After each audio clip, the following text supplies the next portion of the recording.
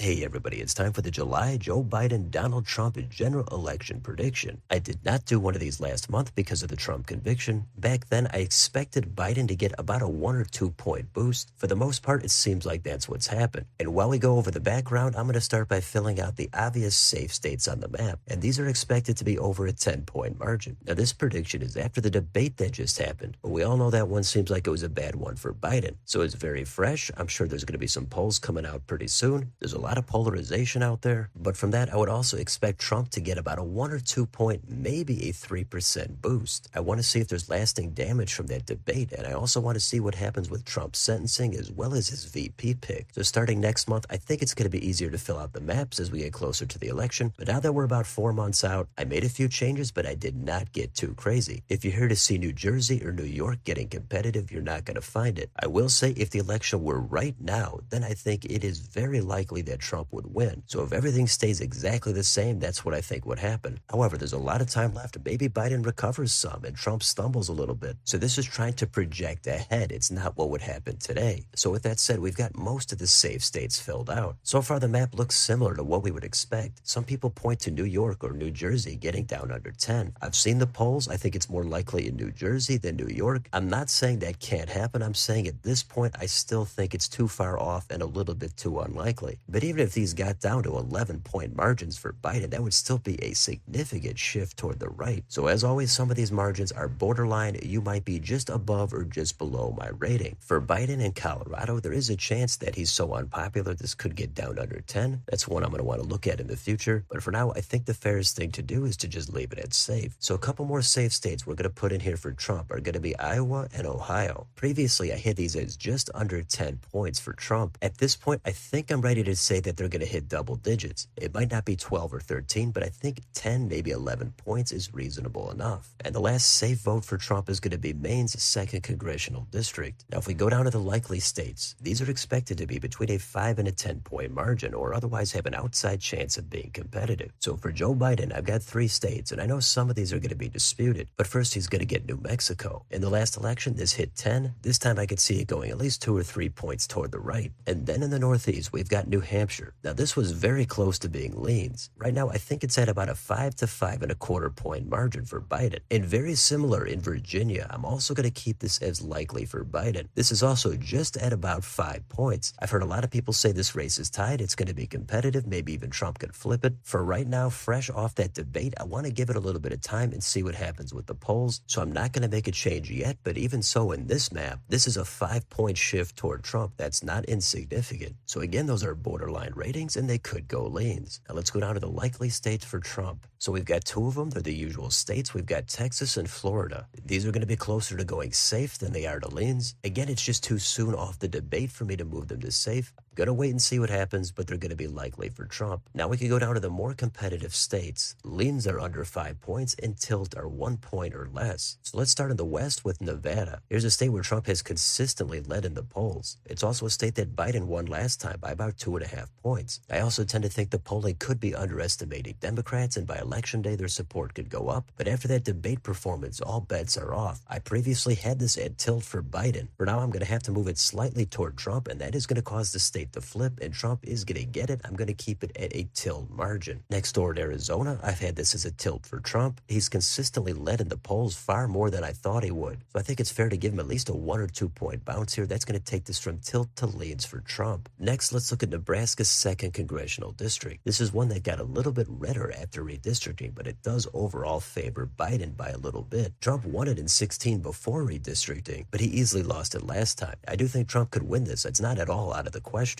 And this lone electoral vote could be key in the election. But for right now, I still think Biden would win this by at least 1 to 2 points, so I'm going to keep this as a leans for Biden. Now, how about Minnesota? Here's a state that I've had as likely for Biden for a while, but it was right at a 5-point margin last time. So the slightest breeze should move this toward Trump, and that's what I'm going to do. I'm going to say this is now going to get under 5 points. I don't think it's going to get way under 5, but let's say about 4 points for now. We'll see what happens, but it is going to be leans for Biden. We'll come back to the Rust Belt Blue Wall states in a minute, but let's go up to Maine at large. Here's one that a lot of people have also said. It's going to get competitive. Trump could flip it. I've had this at about 5 to 6 points for Biden. At this point, I think there might be just enough here to take this down to leans. So it's going to be about 4 to 4.5 points, and Biden is still going to carry it. Now we'll go down to North Carolina. This is getting to the point where it is borderline lean likely. I'm going to say it's about 4 to 5 points and go leans for Trump. And then we've got Georgia. Here's a state that Trump has led consistently in the polling. I've had it as a tilt for Trump. He's going to get a slight bounce here, and it's going to go from tilt to leans for Trump. So finally, we've got the Rust Belt states, Wisconsin, Michigan, Pennsylvania. And this might be where the entire election is won or lost. If Trump wins any one of these three, he's very likely to win the election. Now, I'm well aware that Trump has been underestimated big time in these states in the past, and in most of the polling, he's already leading. So I can understand giving these all to Trump, but again, I'm trying to project ahead and not purely focus on the fallout from the debate. If I did that, then Trump is going to get these. So because they're so pivotal and I want to wait and see what happens over the next few weeks, I'm not going to change any of the previous ratings I had. So Trump is going to get Wisconsin by a tilt, and then Biden is going to get Michigan and Pennsylvania also by tilt margins. So it's a real tough call on a lot of these states given everything that's happened, but the final total comes out to Trump 278, Joe Biden 260. So Trump here is still coming out with a win. Several states did move in his direction. Most notably, he did flip Nevada since my last prediction. But again, just like with Trump's conviction, I want to give it at least a few weeks to see what happens with some of the polling and the rest of the fallout. And a lot of these ratings are very borderline, so I know I'm probably going to hear in the comments that Virginia has to go down to leans. I get it, but starting next month, we're going to be only 3 months away from the election, and we're going to have a whole month to see what happens with Biden as well as Trump's sentencing and maybe his VP pick. Then the general election is really going to start to take shape, so I did not want to make too many changes, but I did move a few things slightly toward Trump by about 1 to 2 points. The Rust Belt is highly up for debate. If Biden does not significantly recover, I do think he's likely to lose all those states. And as for the other deep blue states maybe getting under 10, for me that's a bit too far at this point, but I'm certainly going to be taking a look at it as time goes on. So everybody's going to have their own take. I'm usually a little bit more cautious than most, but we all don't have to have the same map, and I know close to half the country is going to be in disbelief, but I don't think there's any denying that Trump does look more favored to win than Biden. It's not overwhelming and things can change, but I try to do the map as fairly as I can. So let me know in the comments, what do you think about this prediction? Is it too friendly toward Biden? Do you think Biden's going to come back and Trump is going to lose? Which states would you change? Do you have North Carolina going likely? Do you have Texas going safe? Do you have Nevada going leans? And I'm pretty sure I know I'm going to hear about Virginia, but I can't say enough times that is just